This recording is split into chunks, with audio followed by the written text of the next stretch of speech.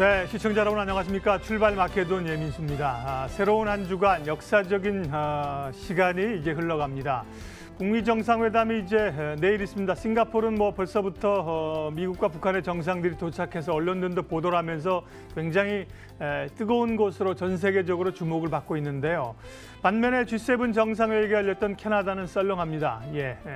이 미국과 나머지 G6 간의 대립들 사실 뭐 합의문을 내긴 했지만 미국이 빠져 있는 상황이라 그쪽의 분위기는 또 시장에 부정적인 영향인데요. 이번 한 주 워낙 변수들이 많은 주간입니다. 북미 정상회담 말고도 미국의 FOMC가 있고 우리는 또 만길이 있고 중간에 또 이제 선거일도 있고요. 여러 가지 변수들이 시장에 어떻게 영향을 미칠까? 일단은 뭐 긍정적인 분위기이긴 합니다만 시나리오에 따른 전략들을 좀 가져가야 되는 전략적인 한 주가 될 것 같습니다. 지수는 우리는 지난 금요일 날 좀 밀려났었던 상황이고요. 미국은 올랐죠. 혼조권이라고 볼 수 있는데 다우가 0.3% 정도 올랐고 나스닥은 0.1%. 약간 혼조권에서 상승세로 눈치 보기 정도 이렇게 끝났다고 볼 수 있는데요. 우리 시장은 어떻게 흘러갈까? 야간 선물은 0.14% 올랐으니까 우리 시장도 역시나 중립적인데요.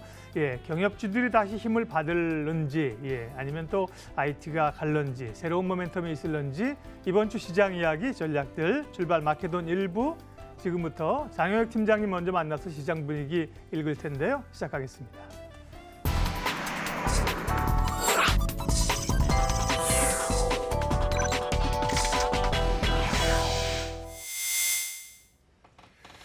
언제나 시장의 중심을 잡는 시간 장영혁의 마켓 시그널입니다. 장영혁 한국투자증권 이프렌드웨어 팀장 오셨습니다. 팀장님 어서 오십시오. 네, 안녕하세요. 세기의 단판이라고 하는 운명의 주간들이 시작이 됐는데요.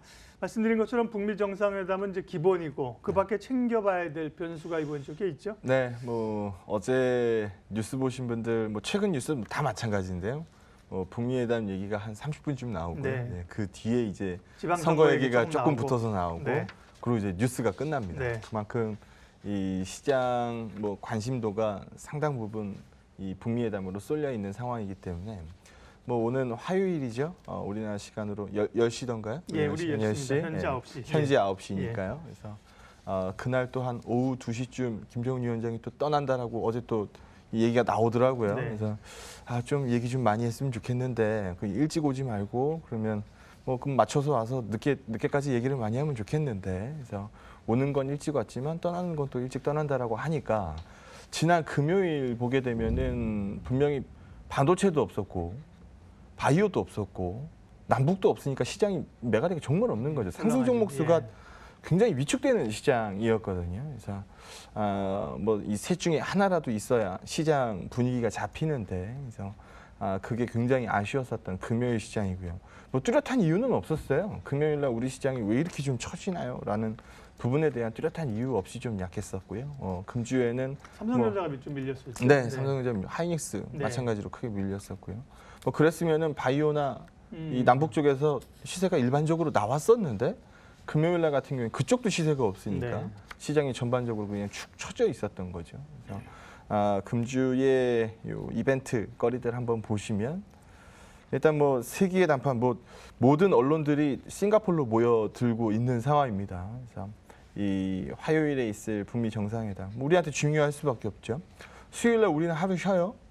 선거 때문에. 근데 전날에 CPI 나오고 그날 PPI 나오고 그날 결과와 같이 FOMC 결과가 공개가 되니까 우리나라 시간으로는 목요일 아침 시가에 반영이 되겠네요. FOMC 얘기는. 그래서 그날 저녁 때는 또 ECB 회의가 나오게 되고요. 그날 목요일 장중에는 이 중국의 산업생산, 소매 판매, 뭐 고정자산 투자 3대 지표가 발표가 되게 되고요. 러시아 월드컵도 목요일 날 열리는군요. 관심 없어요. 네, 그렇습니다. 그것보다 더 관심 많이 모여지는 거는 사실 지금 만기일 얘기거든요. 만기일 쪽으로 워낙 외국인들이 역사적인 숏포지션을 누적시켰던 상황이 요즘 빠르게 좀 채워내고 있었던 분위기이기 때문에 청산이면은 완전 땡큐. 정산이면은 내 좀 기다리리라.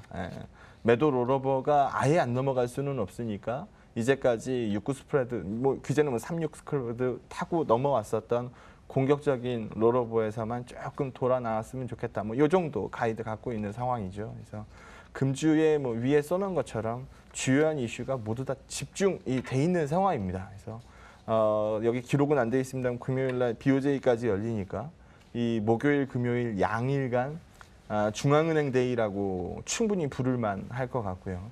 초반부에는 북미가 있고 말부에는 이 말로 다가가면 다가갈수록 중앙은행 이벤트가 강할 거기 때문에 뭐 금주의 만기일도 이제 끝나겠다.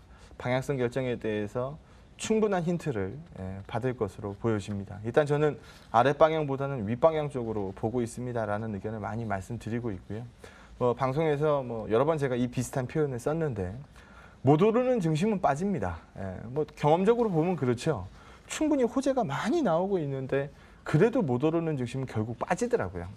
근데 여러 가지 이 껄쩍지근한 뉴스들이 굉장히 많이 나와서 이런 뉴스 안 좋은데 이런 뉴스는 안 좋은데 라는 뉴스가 많음에도 불구하고 안 빠지면 결과적으로는 올라가더라고요. 그래서 이 말장난 같은 건데 못 오르면은 빠지는 거고 안 빠지면 오르는 겁니다. 사실 이거 말장난 같은 얘기인데 시장의 강도 측면에서 보게 되면 시장이 충분히 강해야 되는 시점임에도 불구하고 자꾸 약세를 기록하면은 밀리는 경향이 강하고요. 시장이 전반적으로 좀 무거운 분위기인데 그거보다는 잘 버틴다라고 하면 결국은 올라가는 경우가 많습니다. 그래서 요즘 우리 대한민국 증시가 한참 기었잖아요. 사실 이평선이 다 모여 있는 상황이어서 튀든 죽든 둘 중에 하나 방향이 나올 텐데요. 저는 죽는 방향보다는 튀는 가능성이 훨씬 더 많습니다. 라는 부분 말씀을 드리고 있습니다. 무엇보다 만기일 얘기는 지난주에 충분히 많이 했기 때문에 오늘은 FOMC 얘기를 조금 더 한번 해볼까 하는데요. 네. 여기 한번 보시게 되면 4회 금리 인상 가능성이 지난번에 한번 크게 급락했다가 최근에 다시 또 채우다 보니까 근데 중요한 건 옆에 이제 퍼센테이지를 봐야 되겠죠. 50% 훌쩍 넘어가지고 올해 4번의 금리 인상 가능성이 과반을 넘습니다. 라고 얘기하는 그 구간은 절대 아니고요. 아직까지 50%안 채워진 상황입니다. 그러니까 시장에서는 3차례 인상인지 4차례 인상인지 잘 모르겠지만 3차례 인상일 가능성이 굉장히 높아라는 거거든요. 근데 우리가 시장에서 반영한 거는 4차례 금리 인상일지도 몰라라는 부분을 상당 부분 반영한 상황이기 때문에 만약에 이번 이 6월 FOMC에서 점도표를 이제 수정을 할 텐데 혹시나 모를 위로 꽂힐 가능성은 시장이 상당 부분 반영을 한 상태라고 봅니다. 그때 예상과 다르게 최근에도 이런 움직임들이 한번 있었으니까 점도표가 좀 위로 찍혀 있던 이 점들이 좀 밑으로 내려온다라고 하면 이건 시장에서 충분히 호재로 인식을 할 거라고 보거든요. 이거를 아침 시가에 곧바로 반영하는 게 목요일입니다. 그러니까 뒤집어서 얘기하면 목요일 날 그냥 시장이 우려했던 대로 그냥 4회 금리 인상 가이드 높아진 상태로 점도표 상향 조정된 케이스로 나온다라고 하면 시장은 그렇게 놀라진 않을 거예요. 그럴 가능성에 대해서 충분히 많이 봤으니까요. 근데 예상과 다르게 4회 금리 인상 가능성도 떨어졌고 점도표가 하향 조정된 케이스를 반영한다라고 하면 목요일 아침 시가는 갭으로 뜰 가능성이 굉장히 높다라는 거죠. 그래서 그 부분에 대한 가능성 말씀드리고 있는 상황이고요.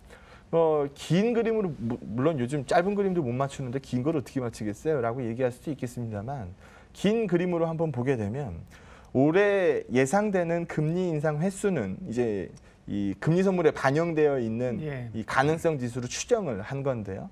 올해는 3.3회 평균이다 보니까 네, 그래서 3.3회와 4회 사이가 될 것 같은데 아직은 3회 쪽으로 가깝다. 약간 무게가 실려 있어요. 라는 얘기입니다. 내년에는 1.6회, 1회 또는 2회인데 2회에 가깝게 실려 있어요. 라는 얘기입니다. 그리고 2020년 가게 되면은 금리 더 올리게요? 라고 얘기하는 그 분위기거든요.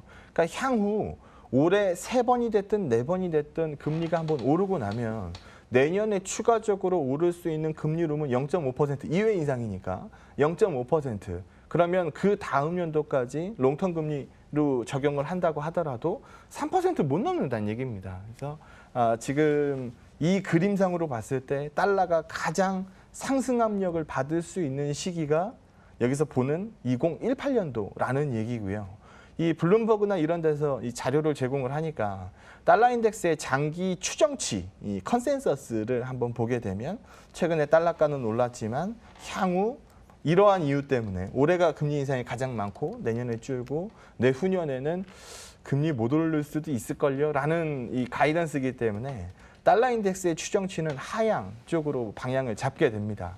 우리가 최근에 이 방송에서도 이 달러의 강세 둔화와 유로의 약세 둔화가 반드시 필요합니다라는 얘기를 굉장히 많이 해왔기 때문에 이 그림이 이번 FOMC에서 시발점이 된다라고 하면 이건 분명히 시장에서 긍정적으로 해석을 하겠죠. 근데 같이 섞어서 봐야 되는 게 유로화인데요. 여기 보는 것처럼 달러가 강해서 유로가 죽은 거냐 아니면 유로가 죽으니까 달러가 밀려 올라간 거냐 뭐 닭이 먼저냐 달걀이 먼저냐라는 얘기인데 어쨌든 우리가 싫어하는 건 달러 강세입니다. 그래서 달러 강세가 소위 좀 피크아웃 이 가능성을 얘기하기 시작한다면 유로는 여기서 보시는 것처럼 반등을 보일 가능성이 높다라고 보고 있고요. 뭐 여기서 보는 것처럼 달러 튀니까 이머징 통화값이 훅 맛이 좀 안 좋았었고, 네. 근데 안 좋은 이유가 안 좋은 국가가 보게 되면 펀더멘탈이 취약한 쪽부터 안 좋았거든요. 그래서 뭐 아르헨티나나 뭐 터키나 뭐 말레이나 뭐 요런 쪽들이 좀 안 좋아졌었고 아직 우리 대한민국 쪽으로는 이 여파가 강하게 오진 않은 상황이어서 지금 여기서 뭐 소위 달러가가 좀 빠진다라고 한다면 이머징 통화가 분명히 반등세 나올 겁니다. 같은 과정에서 이머징 시장 지수가 빠졌으니까 같이 반등을 좀 기록하지 않겠느냐. 이번 주에 소위 FOMC에서 짱돌이 날라오지 않는 한, 그리고 그 날라오는 짱돌도 뭐 어마무시한 크기의 짱돌이 아닌 한 시장에서 이미 어느 정도 이 경계는 하고 있었고, 그래서 날라오는 짱돌을 피할 가능성도 굉장히 큰 상태에서 만약에 유화적인 이 FOMC 결과가 나온다라고 한다면 기대하는 바가 굉장히 클 수 있다. 그리고 유로화 얘기 한 페이지 더 말씀드리면 이탈리아 증시는 이거는 미봉책이라고 말씀 계속 드리고 있어요. 그래서 이 이탈리아 뭐 CDS가 뭐 국채 수익률 뭐 이런 부분들 안정을 취하는 듯했으나 다시 흔들렸잖아요. 근데 우리가 이 그림만 보느라고 다른 것들을 많이 놓치는데요. 여기 보시게 되면 지금 유로존의 CPI 값 이 강세 쪽으로 이제 실리기 시작합니다. 뭐 이쪽에서도 얘기하는 건 2%거든요. 그래서 2% 룸으로 근접한다라고 하면 기존에 우리가 가이던스 갖고 있었던 대로 ECB도 한없이 돈을 풀 수는 없어요. 어느 정도 시점에서는 QE가 멈추게 될 거고 어느 정도 시점에서는 금리를 올리면서 돈을 빨아들이게 될 텐데요. 그 이슈는 유로화의 강세를 유발하게 될 겁니다. 유로의 강세는 달러의 강세를 제한하게 될 거고요. 그래서 펀더멘탈적인 그림에서 유로화의 저점 반등을 기대할 수 있는 시점도 됐습니다. 그리고 서프라이즈 인덱스 지표가 발표될 때 우리의 눈높이를 시장 가이던스를 상회하면 플러스 값이 찍히고 하회하면 마이너스를 찍히는 대표적인 주간 지표 값입니다. 근데 이게 보는 것처럼 계속 죽어나고 있었죠. 근데 최근에 이제 머리를 좀 들기 시작한다라고 하면 이것도 유로화 강세 요인에 해당되거든요. 그래서 이런 그림들 섞어서 본다라고 하면 달러 강세를 가장 경계하고 있었던 그림이기 때문에 추가 강세를 사실 임계점 넘자마자 베트남 증시가 4월부터 부러진 거거든요. 그래서 최근에 베트남 증시 반등이나 뭐 이런 부분들도 같이 섞어서 본다라고 하면 추가적인 달러 강세룸보다는 달러의 피크아웃 가능성이 높고 이 그림에서 시장은 좀 반등에 힘을 좀 얻을 가능성이 크다. 그렇기 때문에 금주의 방향 결정이 상당 부분 힌트를 얻을 걸로 보는 이 시점에서 아래보다는 위를 봅니다. 라는 의견을 말씀드립니다. 예, 빅 이벤트가 몰려있는 이번 주간의 핵심 변수들 하고요. 플러스 증시 주변 환경을 싸고 있는 미국 금리, 달러 이런 얘기까지 해서 어쨌든 종합적인 결론은 지금의 이 현 상황에서는 어쨌든 위쪽으로 열어놓고 기다리면서 본다 이런 말씀이시고요. 네.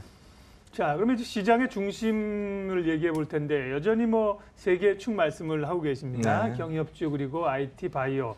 뿐만 아니라 이것도 이제 독자적으로 치고 나가긴 좀 어려운 정도 주춤주춤하니까 또 뭐가 있을까 시장에서는 계속 좀 소외주 찾기 있는데 통신주로 정말 오랜만에 사람들의 눈이 쏠리면서 LGU 플러스가 또 지난주에 강하게 오르고 했는데요. 금연주, 통신주 정말 눌려있는 정책적으로 그런 테마인데 변화가 좀 나타나서 기대감이 있는 겁니까? 아니면 워낙 빠졌기 때문에 좀 보는 건가요? 사실 노리고 있는 상황이고요. 네. 사실 뭐 정치를 그렇게 해석하면 안 되지만 일반적으로 이번 정치는 다를 수도 있겠습니다만 뭐 똑같을 수도 있고요.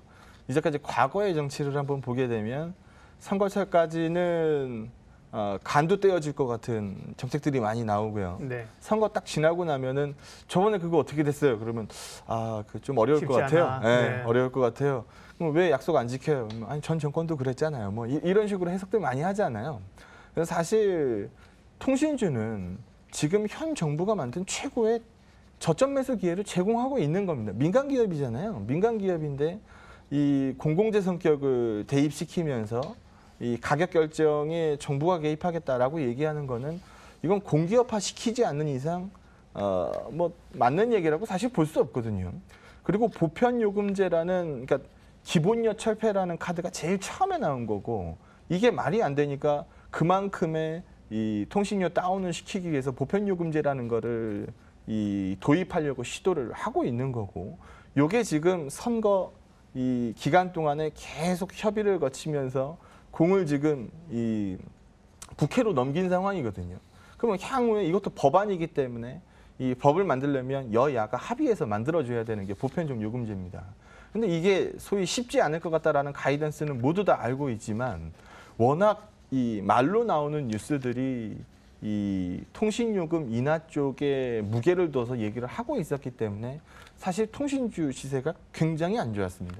여기 한번 보시면 코스피 대비해서요.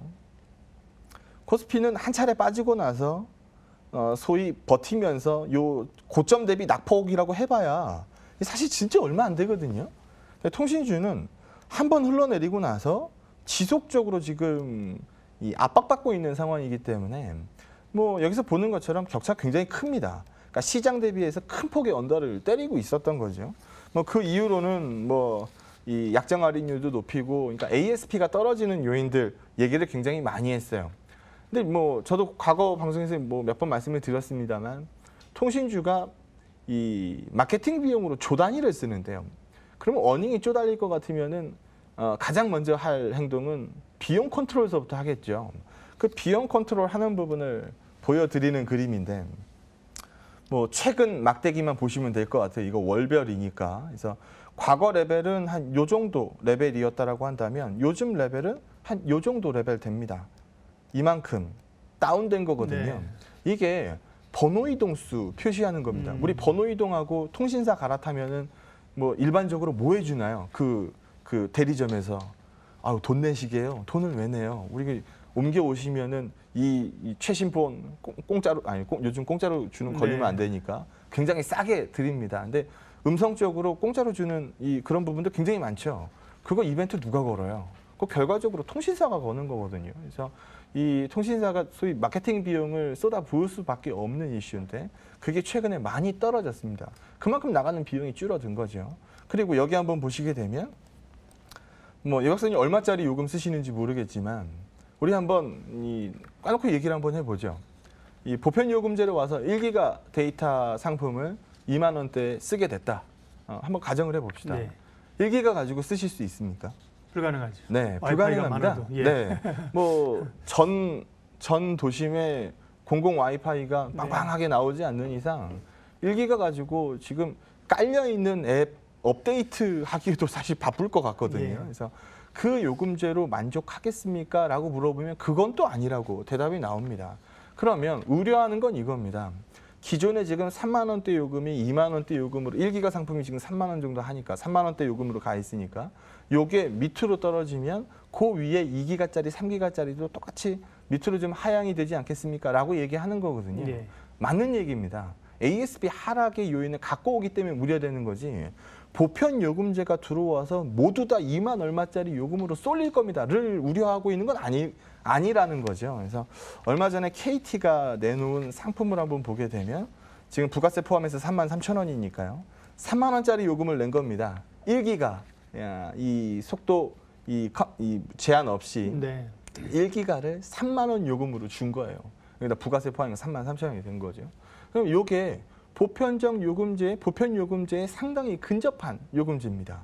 뭐 사실 보편 요금제가 도입이 되면 SKT가 제일 먼저 지배적 사업자가 먼저 도입을 하고 그 LG와 KT가 그거와 버금가는 경쟁을 해야 되니까 네. 그거와 버금가는 쫓아가는 게 요금제를 일반적인데. 밀게 돼 있는데 지금 SKT는 가만히 있고 KT가 지금 먼저 보편 요금제에 근접한 요금제를 내놨다라는 거죠.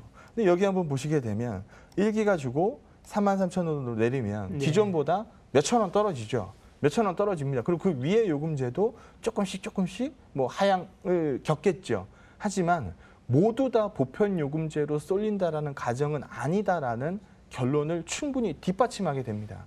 그러니까 1기가 요금 상품이 싸지는 건 맞지만, 그러니까 뭐 데이터 소비량이 극히 적은 뭐 노년층 쪽에서 뭐 사용할 수 있는 뭐 요금제 정도 되겠지만 노년층 요금제는 지금도 할인받아서 쓰고 있거든요. 일반적인 요금제는 이쪽으로 내려간다 하더라도 요로 쏠리는 게 아니고 이것 때문에 ASP가 떨어진 다음 요금제에서 머물 가능성이 굉장히 큰 겁니다. 근데 마치 시장에서는 보편 요금제가 도입되면 통신사의 뭐 얘기처럼 우리 다 적자납니다라고 얘기를 하고 있는 건데요. 적자 안 난다는 거죠. 그래서 그런 부분들이 선거가 지나기 전까지는 서슬이 시퍼렇게 살아있을 수 있지만 선거가 지나면 뭐 흐지부지 되는 경우가 굉장히 많기 때문에 공이 일단 국회로 넘어간 점을 감안해서 보면 놀릴 만큼 놀린 거 아닌가요? 지난 금요일 날 통신주가 크게 반등을 했는데요. 이 5G 주파수 경매의 출혈 경쟁이 없을 걸로 보여지고요. 뭐 긍정적인 요인들 계산을 이제 슬쩍슬쩍 계산하기 시작합니다. 그러면 시장도 어느 정도 기다렸다는 얘기 아닌가라는 쪽으로 봤을 때 물론 세 개의 축, 뭐 IT냐, 바이오냐, 경협이냐, 뭐 여기에 축은 뭐 여전하겠습니다만 나머지 쪽에서 이 관심 있게 지켜볼 만한 섹터들이 분명히 또 나올 거고 선거 이후에는 그 중에 통신주 어때요? 라는 어프로치를 말씀드리도록 하겠습니다. 네, 오랜만에 통신주 이야기까지 했네요. 이번 주는 지금까지 얘기한 것처럼 워낙 변수가 많고 중간에 휴일도 있고 제가 이제 초두에 좀 전략적인 접근이 필요하다고 이런 말씀을 드렸는데 장 팀장님의 전략은 어떤 겁니까? 네, 저는 뭐 이평선 모여 있으면은 뭐 신경이 좀 저도 마찬가지로 모인다라고 할까요? 왜냐하면 이평이 모였다는 얘기는 시장이 고민하는 이 시기가 길어지고 있다는 얘기예요. 이동평균선이니까 말 그대로 5일 평균선은 5일 동안의 이동평균의 평균값을 얘기한 거고 20일 이동평균은 20일 동안의 평균값이고 60일 이평은 60일간의 이동평균값이거든요. 근데 이 기간이 다른 이 이평선들이 한 군데로 모였다는 얘기는 위로 갈지 아래로 갈지 굉장히 고민하는 시간이 길어지고 있다는 얘기입니다. 그러면 어느 시점에는 튀든 죽든 방향 결정이 나올 수밖에 없는데 지금 나오고 있는 얘기들은 사실 뭐 위로 무조건 가야 됩니다라는 뉴스보다는 좀 우려될 수 있습니다라는 뉴스들이 많았다는 얘기죠. 그럼 굉장히 오랜 기간을 안 빠지고 잘 버틴 겁니다. 그래서 뉴스가 반전을 보이기 시작할 때 위의 가능성을 조금 더 높게 보지 않겠느냐. 금주의 방향성 결정이 무조건 나올 텐데 아래보다는 위의 가능성이 높으니까 쫄아서 시장 대응하기보다는 약간 위를 열고 시장을 보는 게 훨씬 더 유리합니다. 라고 말씀드리도록 하겠습니다. 네, 장영혁의 마켓 시그널 한국투자증권 이프렌즈예요. 장영혁 팀장님 함께했습니다. 고맙습니다. 네, 고맙습니다.